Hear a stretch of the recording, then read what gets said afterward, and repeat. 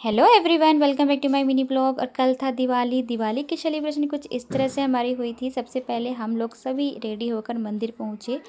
तो इस बार पंडित जी को नहीं बुलाकर पापा जी ने ही पंडित जी का स्थान लेकर पूजा पाठ आरंभ कर दिया था।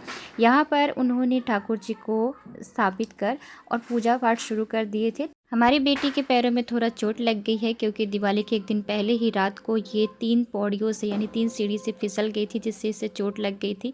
तो लग नहीं रहा था कि दिवाली अच्छे से मना पाएंगे, लेकिन माता लक्ष्मी और भगवान गणेश की अपार महिमा और कृपा थी, जिससे उसका बहुत ज़्यादा बचाव हो गया और थोड़ी सी ही चोट लगी थी। खैर, इतना तो होता रहता है, बच्चे तो इधर उधर गिरते रहते हैं, लेकिन सीढ़ियों से कभी ना गिरे, मैं तो यही कहती हूँ। बातों बातों में तो हमारी पूजा भी समाप्त हो गई है और यहाँ पर शंख के साथ पूजा की समाप्ति करने के बाद हम आ गए थे दिया और बाहर जाने के लिए। तो यहाँ पर हमारी बेटी ने अपने हाथों से दिया बनाया था जो वो जला रही हैं। और ये देखिए बाहर का नज़ारा कितना अद्भुत, कितना प्यारा लग रहा है ना।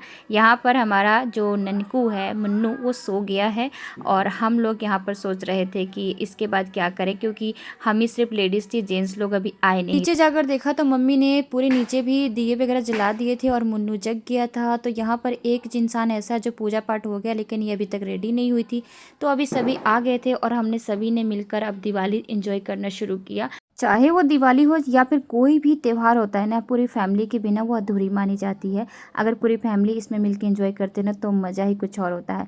और ये पैराशूट ना कभी एक बार तो जलता ही नहीं, मतलब एक बार हम लोग असफल हो जाते हैं फिर दूसरी बार ट्राई करते हैं। तो ये एक बार तो असफल हो गए थे, बीच में हमने गैपिंग देकर जितने जो पटाखे थे, फुलझड़ियाँ थी, उसको पहले हमने जलाया।